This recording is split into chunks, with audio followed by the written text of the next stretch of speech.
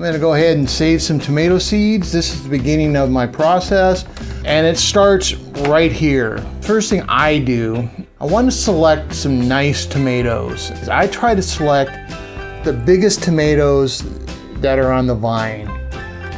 The bigger the tomato, hopefully the bigger the genetics are for that tomato, and maybe I'll wind up with even larger, healthier tomatoes. They need to be nice, red, ready to go tomatoes. So that's really important.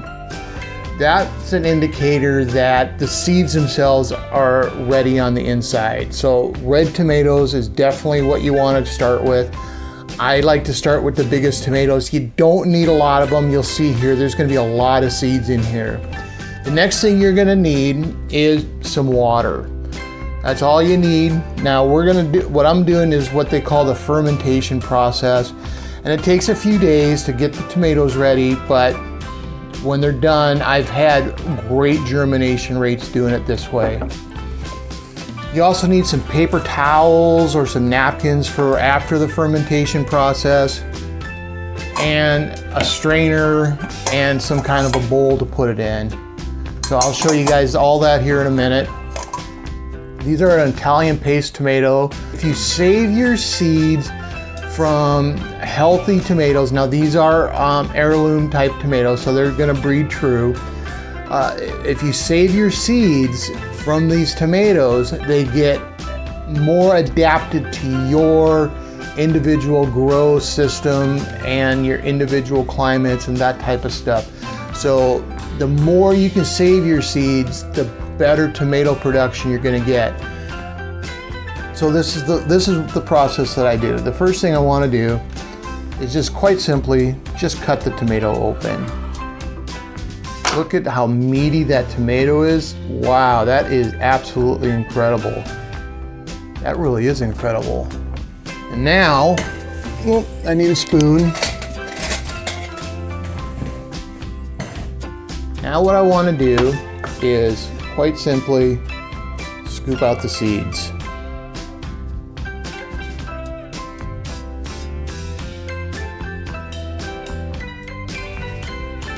And drop them in the water. Scoop out the seeds, drop them in the water.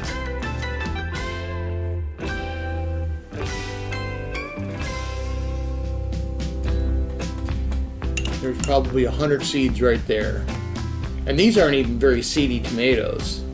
First step is to pick some nice tomatoes, the biggest ones you got. The second step is to cut it open, scoop the seeds out, put it into some water, let it sit for 4 or 5 days, and then what we're about to do here.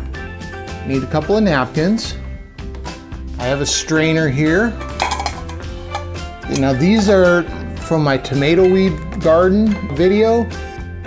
These actually just kind of just popped up out of just probably my compost or something like that. Anyway, they were very productive. They were really nice plants, so I'm gonna go ahead and save them and regrow these. So I'm just gonna pour this out, kind of work it through the sieve a little bit. I just want to make sure I get as much of the pulp out as I possibly can. And it doesn't have to be perfect, it's fine.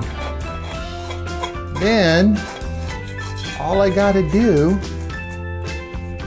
is get rid of that, take this out, put it onto a paper towel, or a napkin in this case. I don't really keep paper towels in the house. Spread them out a little bit because you want them to dry. Get rid of that little bit of pulpy stuff there.